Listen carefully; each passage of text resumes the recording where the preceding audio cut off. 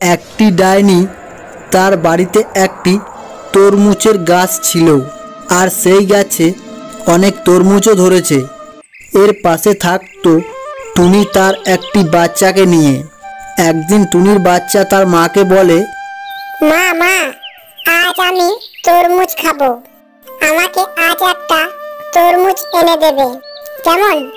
তখন টুনি বলে, বেটা, তোর বাবা মারা যাওয়ার পর থেকে তো দেখছিস সংসারের হালটা।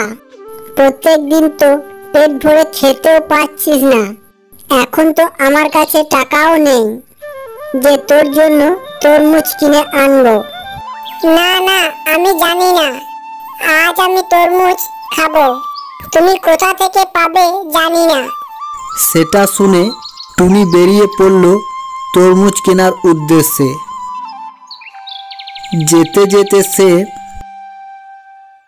দেখতে পেল ওই ডাইনিটির তরমুজ গাছ। সেটা দেখে টুনি বলে, ওই গাছে তো অনেক তরমুজ রয়েছে, সেখান থেকে একটা তরমুজ যদি পেতাম। তা করতে দেখে যে তরমুজ গাছটি একটি ডাইনির। টুনি ডাইনিটিকে দেখে তার কাছে যায়, গিয়ে বলে, ডাইনি মাসি, ও ডাইনি মাসি, আমাকে একটা তরমুজ দেবে? সেটা শুনে ডাইনিটি বলে, পয়সা এনেছিস?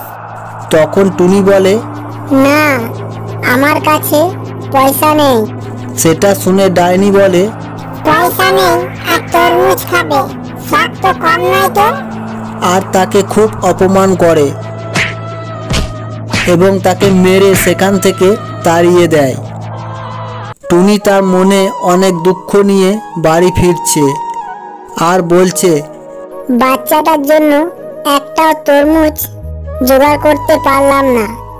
যেতে যেতে হঠাৎ তার সামনে একটি বীজ পড়ে আর একটা কণ্ঠস্বর শোনা যায়, ওটাকে নিয়ে গিয়ে তোর বাড়িতে লাগিয়ে দেগা। সেটা শুনে টুনি এদিকে ওদিকে দেখে, কাউকে দেখতে পায় না।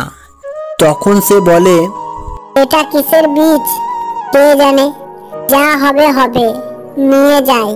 তারপর সে ওটা নিয়ে গিয়ে তার বাড়ির সামনে লাগিয়ে দেয়। সকালে উঠে দেখে যে ওই বীজ থেকে একটা তরমুজ গাছ হয়েছে আর তাতে নানা রকমের তরমুজ ধরেছে। আর বাচ্চা দেখে খুব খুশি হয় আর বলে, এটা তো জাদুর তরমুজ গাছ, তাই না মা? হ্যাঁ রে, কি মজা কি মজা, এবার আমি পেট ভরে তরমুজ খাবো।